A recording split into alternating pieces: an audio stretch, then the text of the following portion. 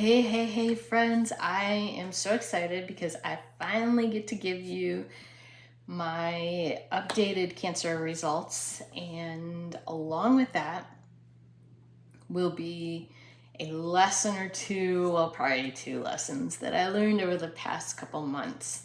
Sometimes you have to learn lessons the hard way, and I kind of did. But first, the lab results. So my numbers did go up just a little tiny bit, a tad. However, my doctor said that he's not concerned with the negative results, the increased tumor activity, simply because I'm still within a safe range and he still feels like, his words were, I am well on the road to recovery. I am on the right path.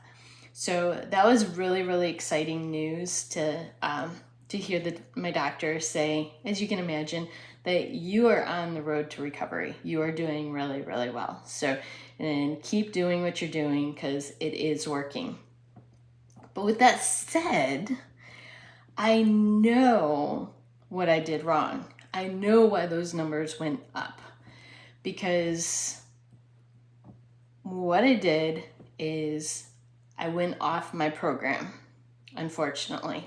So, as I've gone through this healing journey, I tend to face two different thoughts. So bear with me as I share my story with you. So about 2012, 2013, when I started initially getting sick, we didn't know the cause, we didn't know what's going on. I just knew, like, I could feel my health escaping me. I could feel everything that I knew within me as health was falling away. And I was having my devotion time and praying about it, and I felt in my heart that the Lord, like, it was almost audible, but it wasn't audible. The Lord said, do you want instant healing? At the same time, I saw this vision in my heart of just, I was standing on a stage and I was teaching people, and I saw so many people getting healed by the things that I was saying. Their lives were changed. The things they were doing were different than what had been done before. I saw a big impact that was so much bigger than me. And I instantly knew that this could be an instant healing for me, or I could go through a journey and I could learn some things in my heart. I could change some things. I could, because you don't know what you don't know sometimes. And I only knew what I knew. And so I knew in my heart that it was an opportunity for growth and change that would change my family's health, change that would change my friends' health, and that would change all those who would bear to listen. I knew that it would change so many more than me if I only could learn what I didn't know. And the scriptures, I quote this a lot, but the scriptures say that my people perish for lack of knowledge. And that was me. I was dying, I was perishing for lack of knowledge. I didn't know that what my habits and different things that I was doing was causing my body to fall apart, essentially, And so I am so grateful for all the things I have learned over the years. The Lord has totally taken me from glory to glory. Even though I have this cancer diagnosis right now, I feel better than when I did even like 3 years ago. And if you look at my videos from 3 years ago, you can see my coloring is better. You can see there's more of a glow to me now. And so I am moving forward in my health. Even though I've had this diagnosis, I think that this diagnosis was caught more on the tail end. I think I was already reversing it. So with that, two battles in my head that I have. The first one tends to be, if you're truly a faith-based Christian, then you should just be able to be immediately healed.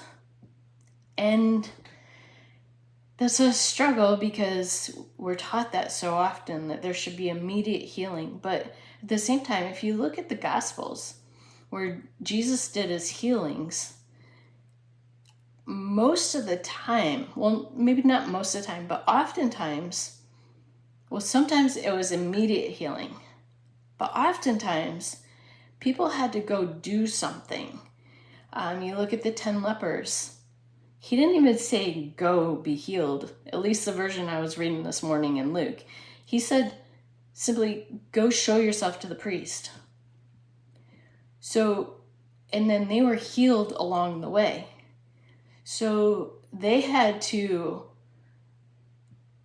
by faith, turn the trajectory of their route and take a new path to go show themselves to the priest. And on that way, they were healed. And that's so often, like, there's so many times where he'd say, pick up your mat and walk. And I mean, that was a huge step, because we think it was just easy, but these people hadn't even walked before. This was a big step for them to step. I mean, they could have said, but Jesus, I've never done that before. You don't understand, Jesus. I can't walk, let alone pick up my own mat. But they didn't. They made the effort to quickly learn how to walk, something they haven't done before, and then figure out how to pick up that mat, figure out how to coordinate their muscles. I'm sure that took some effort. So I was also reminded, as I was thinking through, okay, what did I do wrong? Not necessarily what did I do wrong, but I got to a point where I knew that I had made a mistake, because I could feel, it felt like the cancer was spreading. It felt like I had messed up when I did this. So with the thoughts of just I should instantaneously be healed, I had slowly taken myself off my supplement program. So the program that was working for me, I essentially felt like, well, I shouldn't need these. And so I took myself off them, and about 2 weeks after I completely was off everything, I felt myself going backwards.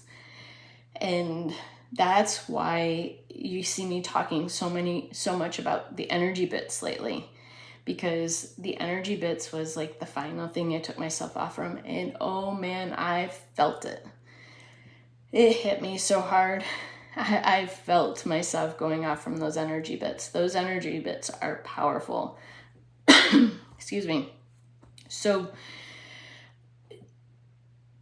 as I think through this process of, well, I should be able to be immediately healed, I have to remember the vision that the Lord gave me to begin with when I first started going on this journey. But I was also reminded of, I want to read these scriptures, Matthew 4, 2-4. See, Jesus was being tempted by the devil. He was in the wilderness. God had led him on a journey into the wilderness. And he had a need. It says, for 40 days and 40 nights he fasted and became very hungry. During that time the devil came and said to him, if you are the Son of God, tell these stones to become loaves of bread. But Jesus told him, no, the scriptures say, people do not live by bread alone, but by every word that comes from the mouth of God. You see, he had a need, and he was very capable of immediately fixing that need. I mean, Jesus, he fed the 5,000 with the loaves and fishes. He fed the 4,000 with the loaves and fishes. God in the Old Testament fed the Israelites with manna. He was quite capable of turning the stones into bread. He was quite capable of having an instant miracle. But if you look at Matthew 1, God put him on a journey through the wilderness. The journey has a purpose. There is a miracle in the journey. There's a miracle in the instant miracle too. But sometimes we have to go on the journey to get everything that we need to be able to fulfill our destiny. And so now the second mind thought, temptation, if you want to call it that, is looking at the finances. We just had Thanksgiving. My kids' birthdays were coming. Let's see, Christmas is coming. Auto insurance is due. Home insurance is due. And garbage bill, we pay for that yearly, is due. And all these expenses are coming up. And I see our accounts just kind of going down and down and down. And so with that, again, I shouldn't need to put the money here because we need to put it here. And if we put money on me, then that takes money from everyone else. And that ultimately is a poverty mentality. There should be enough money for all, for doing all. And so that it's also ultimately, the Lord placed me on this faith journey.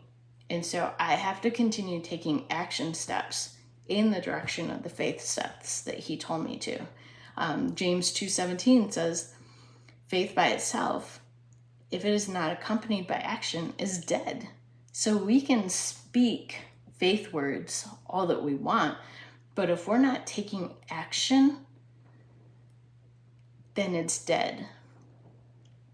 And it was funny because just randomly, my mom and I were having a conversation over Thanksgiving about activating our faith. And activating our faith means we've got to take some sort of action. We're called to take some sort of action for activating our faith. And we can have we can have the tools in the closet, but they're not being used until we actually go get those tools and pick them up and start using them. We've got to do something to take action. Part of that's using our words, watching what we're confessing, but part of that's, part of that's learning, and part of that's figuring out what the next steps are to take. And so faith without action is dead. We've got to keep moving forward. So we got to keep trusting that the Lord has put us on this journey for a reason, and that these are the steps I'm called to take, and I'm going to take those steps. So those were my two really huge lessons. Hopefully I don't have to go through them over again, because I'm definitely not perfect. And honestly, I've probably gone through this a few times. But hopefully I've got them now. And our